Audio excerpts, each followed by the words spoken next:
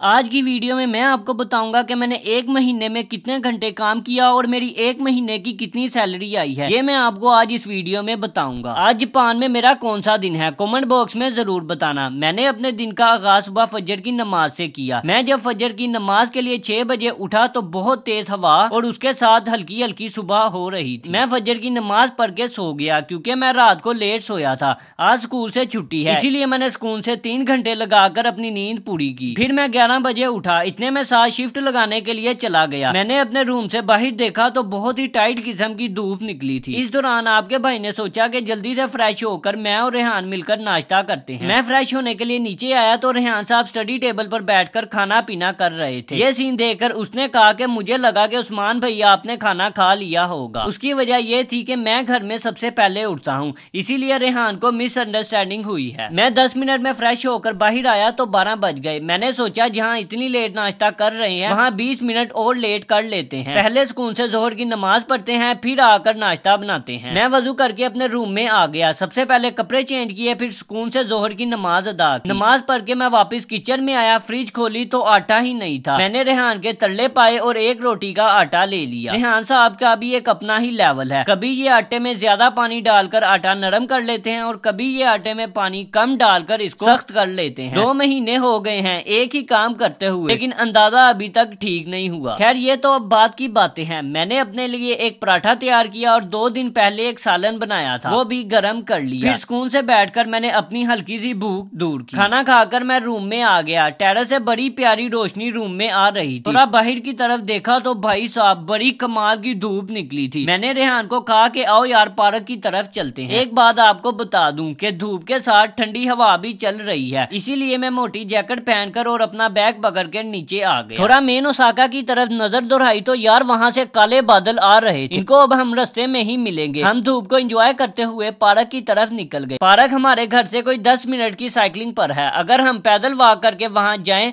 तो 15 से 20 मिनट लगेंगे। अपनी तरफ से हम घर से मुतमईन होकर निकले थे। थोड़ा सा आगे गए तो बादल भरते जा रहे थे। इन बादलों को देखते देखते हम पार्क का रास्ता ही भूल गए। रास्ते में गुजरते हुए हमने एक जापानीज आंटी से पार्क का रास्ता पूछा तो उन्होंने कहा कि आप मेरे पीछे आओ। थोड़ा सा आगे गए तो मैं हैरान हो गया। आंटी अपने सारे काम छोड़कर हमें पार्क की तरफ छोड़ने जा रही हैं। हम जहाँ खड़े थे वहाँ से पार्क कोई 3 से 4 मिनट की वॉक पर थी। बस फिर आंटी आगे आगे और हम उनके पीछे पीछे पार्क तक पहुँच गए। हमने आंटी का शुक्रिया अदा किया और पार्क में एंटर हो गए। यहाँ पर काफी तादाद में बच्चे बेसबॉल, फुटबॉल, बैडमिंटन, पतंगबाजी और भी बहुत किस्म के गेम्स खेल रहे थे। बाकी चीजों को इग्नोर करके मेरा दिल पतंग उड़ाने का कर रहा था। यहाँ की पतंग बहुत डिफरेंट किस्म की है। 2 से 3 बार सोचकर मैंने उनसे इजाजत लेकर पतंग ले ही ली। जितनी प्यारी हवा चल रही थी, आज पतंग उड़ाने का उतना ही मजा आना है। मैंने जब डोर को हाथ में पकड़ा तो वो बहुत ही हल्की और मुलायम थी, यानी इससे कोई जानी नुकसान नहीं हो सकता। पतंग को थोड़ा हवा में करके मैंने उनको वापस कर दी। ये पतंग देखकर मुझे याद आया कि लास्ट टाइम मैंने पाकिस्तान में जनवरी और फरवरी में पतंग उड़ाई थी, वो भी अपने दोस्तों के साथ मिलकर। वो भी एक गोल्डन दिन थे, 1 पतंग और 4 दोस्त। लास्ट में पतंग कटने के बाद होने वाली वो खतरनाक बहस मुझे आज भी याद है और वो मेमोरी के तौर पर मेरे मोबाइल में सेव भी है। खैर बातों बातों में मैं आपको जापान के शहर ओसाका से पाकिस्तान के शहर लाहौर ले गया। चलो आ जाओ जापान वापिस चलते हैं क्योंकि अभी बहुत काम पेंडिंग में है। इस पार्क की एक अजीब बात ये थी कि यहाँ पर बैट बॉल खेलने की बिल्कुल भी इजाजत नहीं है। इतने में एक कुत्ता यहाँ पर आ गया जो हमें देखकर औकात से बाहर हो जाता है। चारों तरफ से बादल आ रहे थे। ठंडी हवा ने सारा धूप का मजा खराब कर दिया। साथ ही साथ मैं आपको बता दूं कि मेरी एक महीने की कितनी सैलरी आई है। देखो यार, पहला महीना मैं फ्री रहा हूँ। अगले महीने मेरी जॉब लगी, उस महीने मैंने कोई 45 घंटे काम किया। पाकिस्तानी रुपए में अगर हिसाब लगाया जाए तो ये 60 से 70 हजार बनते हैं। इतने पैसों में मैंने अपनी एक साइकिल बाय की थी। अभी मेरे 28 घंटे पूरे नहीं हो रहे। इंशाल्लाह आने वाले कुछ मंथ में ये 28 घंटे भी पूरे हो जाएंगे। 1 घंटा इस धूप को एंजॉय करने के बाद रेहान ने कहा कि मैंने 5 बजे शिफ्ट लगाने जाना है, तो इसी वजह से हमें घर के लिए निकलना पड़ा। रास्ते में हमने एक छोटा सा काम खत्म किया और घर आ गए। रूम में आकर मैंने मगरिब की नमाज पढ़ी और अपने बिस्तर पर आराम लेट हो गया। इसी के साथ एंड करते हैं वीडियो को। अगर आपको ये मेरी वीडियो पसंद आई है तो इस वीडियो को लाइक करें, सब्सक्राइब करें और अपने दोस्तों में शेयर करें। अल्लाह हाफिज।